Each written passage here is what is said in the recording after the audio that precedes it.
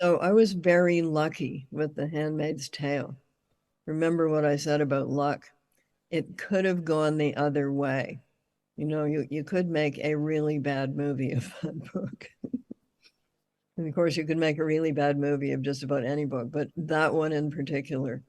And we did have a pilot that luckily was not the direction that the project took, and it was sensationalistic and um, quite far from the original vision.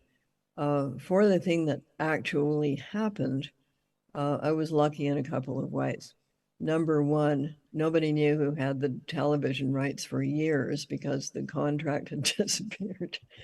So by the time they found it again, series streaming had been invented.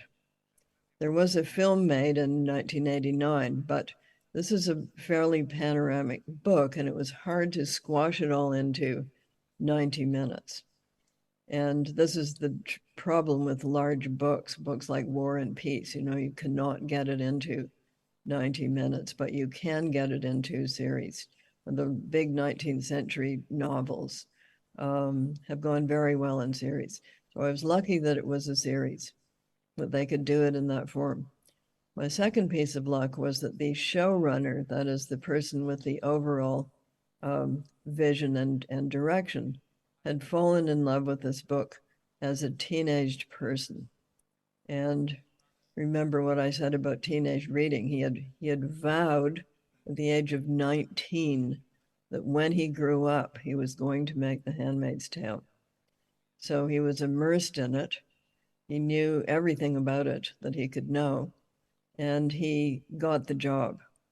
And then he hired an astonishing team of people, not just the actors, but the directors, the artistic designers, the woman who designed the costumes tried out 50 shades of red before getting the exact one that she wanted.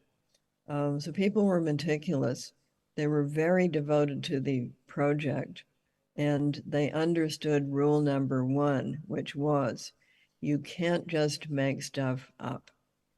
Everything in it has to have a reference in real life, real history, someplace, sometime, someone did this.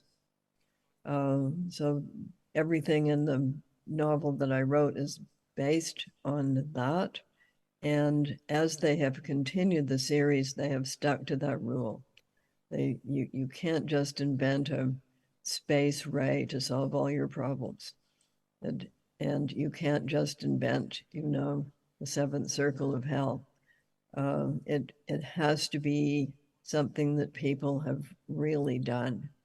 And I did it that way because I didn't want people saying that I just had a very gothic, twisted imagination.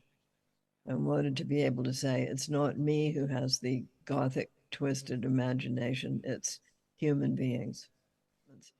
Some people, when The Handmaid's Tale came out, said, how could you show people like Aunt Lydia and Serena Joy, who are women, being against these younger women? And again, I said, read some history. So there will always be takers for the position of we need people to help us oppress other people. There's always going to be volunteers for that. And why? Because if you're threatened with having nothing, having a little something may seem to you better. So having a bit of power, even though you can never have lots of power, may seem to you better than having no power.